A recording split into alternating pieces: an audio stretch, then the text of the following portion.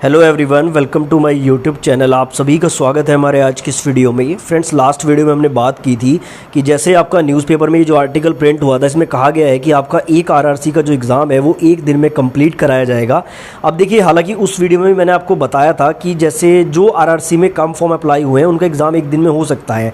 अब जैसे यहाँ पर कुछ स्टूडेंट का कहना है कि सर, जैसे चंडीगढ़ जोन है 20 लाख से ज़्यादा फॉर्म भरे गए हैं, अब 20 लाख कैंडिडेट का जो एग्ज़ाम है वो एक दिन में संभव नहीं है। तो देखो, अगर आप वीडियो ध्यान से देखते हो तो आपको सारी चीज़ें समझ आ जानी चाहिए। मैंने उस वीडियो में ये बात बोली थी कि जिस जोन का एग्जाम एक दिन में कंप्लीट नहीं होगा, अगर उसका एग्जाम 2 दिन चलता है तो वहां पर परसेंटाइल बेस्ड नॉर्मलाइजेशन का यूज होगा। और मैंने एक बात और वहां पर बोली थी कि अगर 2 दिन में एग्जाम चलता है तो डिफिकल्टी लेवल में ज़्यादा वेरिएशन नहीं आता है, तो उस कंडीशन में जो नॉर्मलाइजेशन है वो कम से कम होने की चांसेस बनते हैं। अब देखिए, वहां पर जो क्वेरी आई थी उस वीडियो में, उसी के रिगार्डिंग मैं ये वीडियो बना रहा हूँ। इसमें मैं आपको 3-4 पॉइंट बताऊंगा। देखिए, सबसे पहला पॉइंट तो ये रहेगा कि किस किस जोन का जो एग्जाम है वो एक दिन में होना संभव है।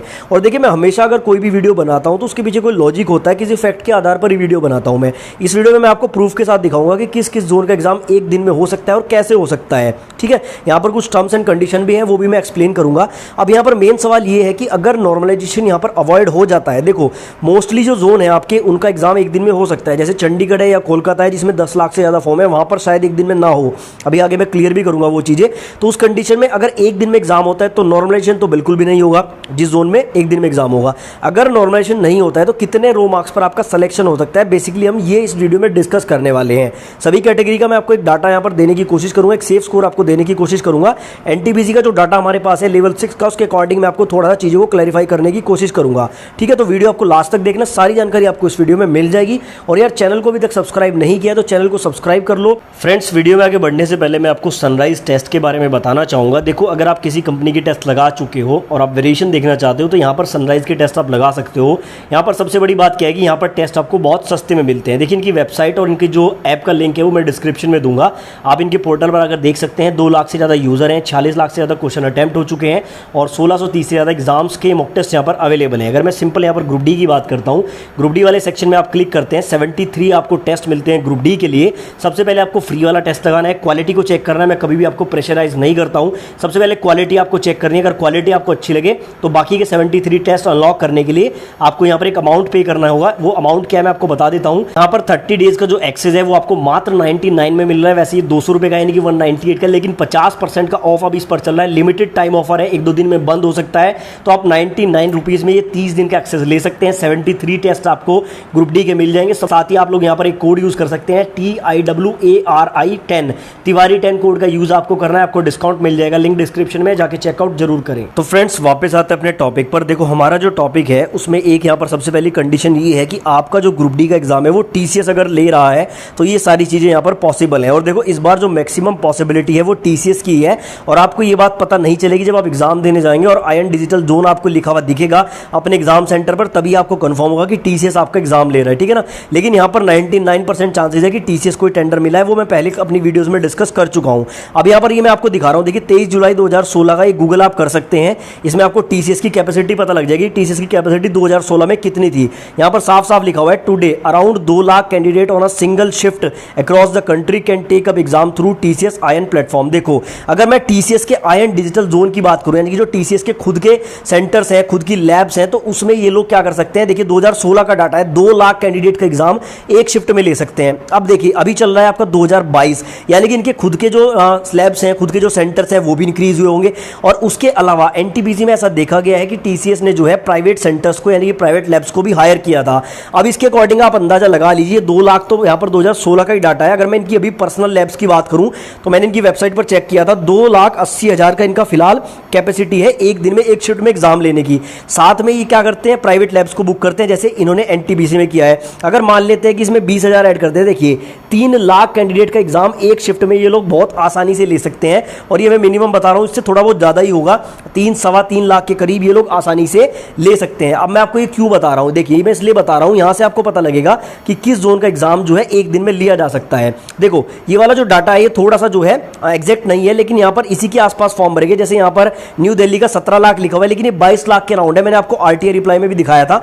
बाकी अगर आप एग्जैक्ट डाटा देखना चाहते हैं तो मेरे चैनल की प्लेलिस्ट में आपको कट ऑफ वाले वीडियोस मिलेंगे, वहां पर एग्जैक्ट डाटा भी पड़ा हुआ है। अब देखो, यहाँ पर अगर मैं बात करूं, जैसे आपका ये है वेस्टर्न रेलवे मुंबई, यहाँ पर फॉर्म भरेंगे लगभग 9.2 लाख। ठीक है ना, ये 8 लाख के समथिंग है। जैसा मैंने बताया, मैं आपको अप्रॉक्स करके बता रहा हूं, एग्जैक्ट डाटा आपको मेरी कट ऑफ वाली वीडियोस में मिलेगा। अब देखिए यहां पर 9.2 लाख फॉर्म है, मैंने आपको बताया कि 3 लाख से ज्यादा की कैपेसिटी है टीसीएस की, तो 3 शिफ्ट में यहां पर एग्जाम खत्म हो सकता है एक ही दिन में बड़ी आसानी से।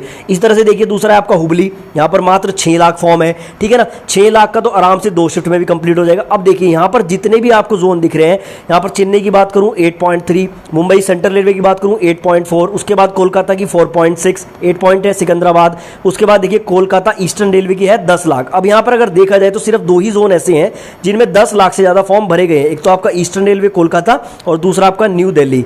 न्यू दिल्ली में यहां पर 17 लाख है, लेकिन ये exact data I think 22 lakh है, मेरे कट ऑफ वाली वीडियो में आप देख लेना, ठीक है ना।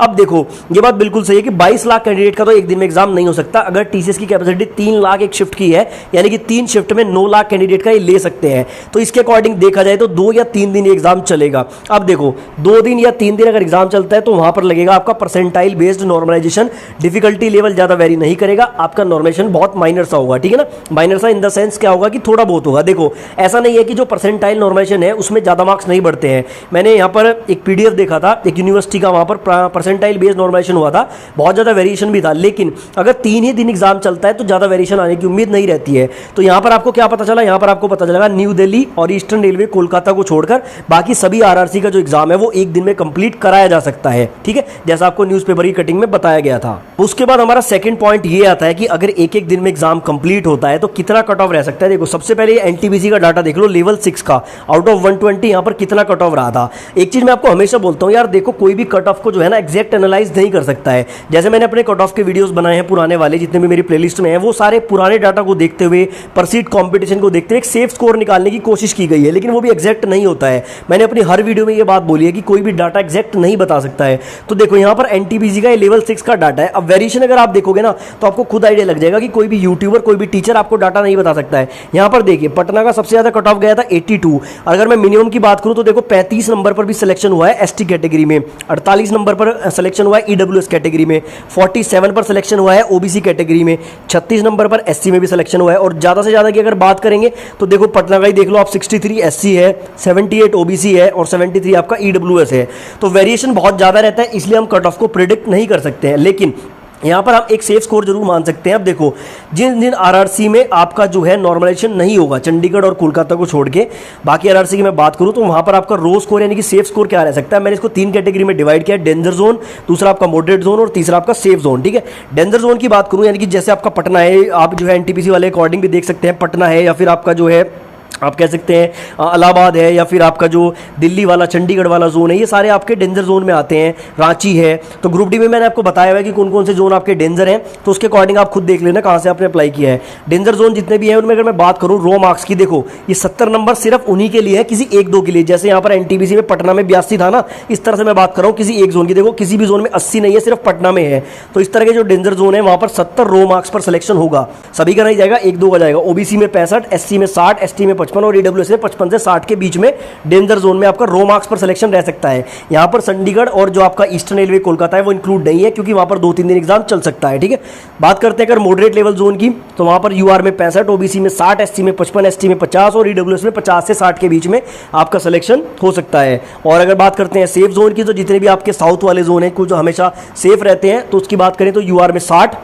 और ये जो मैं डाटा आपको दे रहा हूँ यानी कि जो मैं मार्क्स आपको बता रहा हूँ, ये मैं मैक्सिमम लेकर चल रहा हूँ ताकि आपको जो है दिक्कत ना आए। इसमें आपके 55 तो हो जाएंगे, लेकिन इसमें 65 होने की उम्मीद नहीं है, ठीक है ना। ओबीसी 55, एससी 50, एसटी 45 और ईडब्ल्यूएस 45 से 55 के बीच में। तो मेरे अकॉर्डिंग तो ये सेफ स्कोर रहेगा अगर आपका नॉर्मेशन नहीं होता है। उम्मीद करता हूँ मैं आपके सारे डाउट क्लियर करने में सक्षम रहा हूँ। अगर आपका कोई क्वेरी है या फिर आपका कोई सुझाव है तो आप कमेंट बॉक्स में लिख सकते हैं।